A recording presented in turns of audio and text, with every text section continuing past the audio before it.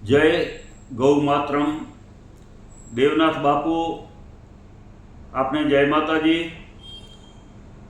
દેવનાથ બાપુ આપના દ્વારા કચ્છના સમગ્ર સંત સમાજ દ્વારા, સનાતનીઓ દ્વારા અને સમાજના વિવિધ આગેવાનો દ્વારા ગઈ 15/7/2025 કચ્છના કલેક્ટરશ્રીને આવેદનપત્ર આપી અને ગુજરાતની રાજ્ય સરકાર ગૌ માતાને રાજ્ય માતાનો દરજ્જો આપે, નહીંતર સરકારને ચેતવણી આપી હતી અને આપના દ્વારા અનશન ઉપર ઉતરવાની ત્યારે જાહેરાત પણ કરેલી।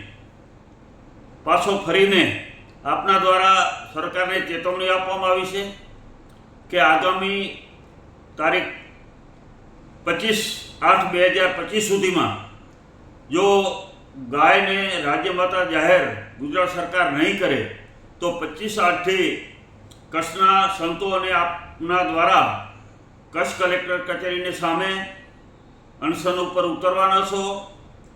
આપ ખૂબ ગૌ માતાની ચિંતા કરી રહ્યા છો, પરંતુ આપને એક વાત કહેવા માગીએ છીએ કે આ સરકાર, કેન્દ્રની સરકાર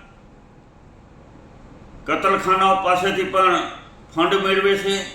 એ કદાચ આપની વાત સ્વીકારશે કે કેમ તે પ્રશ્ન છે, પરંતુ આપ જ્યારે ગૌ માતા માટે લડાઈ લડી રહ્યા છો અને આપે કીધેલું છે કે જ્યાં સુધી ગૌ માતાને રાજ્ય માતાનો દરજ્જો આપવામાં નહીં આવે ત્યાં સુધી અનશન ચાલુ રહેશે। તો બાપુ, આને આપ આ વાતને વળગી રહેજો અને સમગ્ર સનાતનીઓ આપની સાથે છે। આપણા ગુજરાતના સાંસદ ગેનીબેને પણ લોકસભામાં માંગણી કરેલી હતી કે ગાયને ખરેખર રાષ્ટ્રમાતા જાહેર કરવી જોઈએ, પરંતુ આ સરકારનું પેટનું પાણી હલતું નથી। તો આપણે જે સરકારને ચેતવણી આપી છે અને જ્યાં સુધી રાજ્ય માતા જાહેર ન થાય ગાય માતા ત્યાં સુધી આપણા અનશન ચાલુ રહેશે। તો આ વચન ઉપર આપ કાયમ રહેજો, કારણ કે ઘણી વખત આપણે ચેતવણી આપ્યા પછી ક્યાંક ને ક્યાંક આપણે બેસી જઈએ છીએ।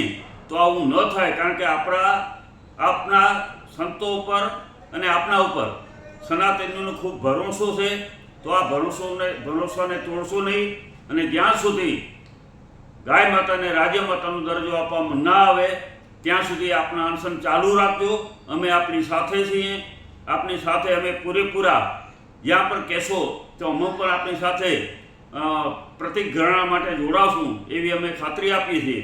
તો જે આપણે ખાસ કરીને સરકારને ચેતવણી આપી છે, તો સરકાર રાજ્ય માતાનો દરજ્જો જાહેર કરે ત્યાં સુધી આપના જે વચન અને આપણી વાત છે એને વળગી રહેશો એવી આપની પાસે અપેક્ષા અને આશા છે। ફરીને આપને જય માતાજી।